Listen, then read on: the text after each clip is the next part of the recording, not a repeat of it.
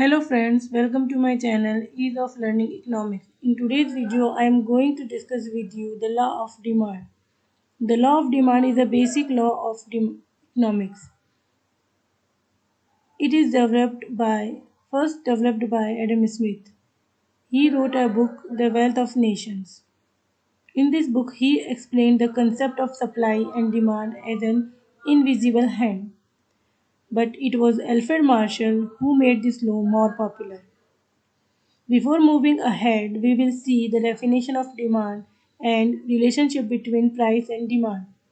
Demand is the certain amount of a commodity which a consumer is ready to purchase on the given and certain prices and during a specific period of time. As we know, there are an inverse relationship between price and demand. It means when prices are low, demand will be high and vice versa. In this law of demand, we will cover some points, and these points are as follows: assumptions of the law of demand, description of the law, demand schedule, demand curve, why this law works, and the last is exceptions of the law of demand. Now, first of all, we will see the assumptions of the law of demand. Assumptions are some points which will kept constant to form the law because economics is a social science and it is related to human behavior, so assumptions are necessary to build a law. So first assumption is no change in income or money source. Second assumption is no change in the price of relative goods, and there are two types of relative goods: substitute or and complementary. No change in taste, trend, and preferences of consumer. No change in climatic conditions. No change in size of population, and no change in future prices. After assumptions, we will see the description of the law of demand. The law of demand states that other things being equal, that is, ceteris paribus condition, in that condition, there is an inverse relationship between demand of a commodity and its prices. In other words, we can say when the price of a commodity will rise, the quantity demanded for the product or commodity will diminish and vice versa. According to Alfred Marshall, other things remaining the same, the amount demanded increases with the fall in price and diminishes with the rise in price.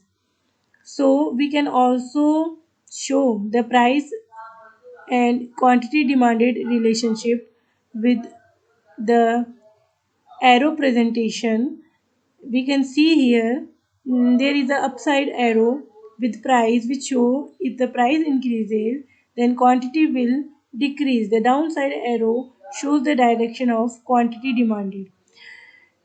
If the prices decreases then the quantity will increase in general conditions.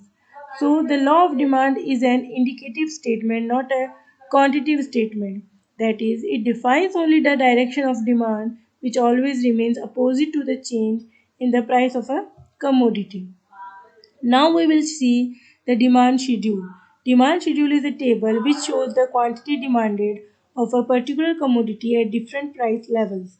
Here it is a table which shows that if we take the prices of oranges rupees per kg, we see in this table that the prices of the oranges per rupees per kg is decreases continuously, and with the respect of price the quantity demanded of oranges is increasing continuously.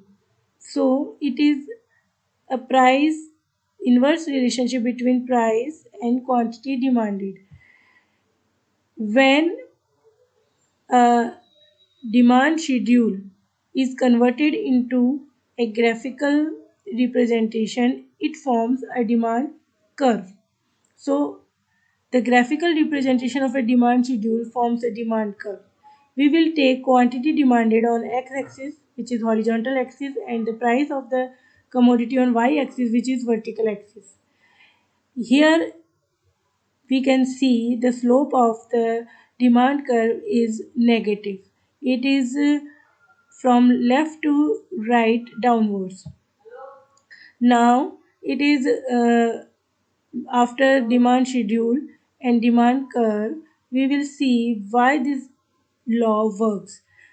There are some reasons behind this law. First reason is the law of diminishing marginal utility. Next is income effect. Third point behind this law is substitution effect, and the fourth is size of a consumer group.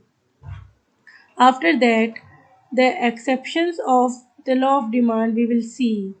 The generally demand curve has negative slope, but there are some cases, some situations in which the law of demand do not work, and the law of demand do not have negative slope. It become positive slope, and the situations are Giffen paradox. Next situation is possibility to change in future prices. The next one is prestigious or status symbol. Next is necessity, and the last one is war and emergency.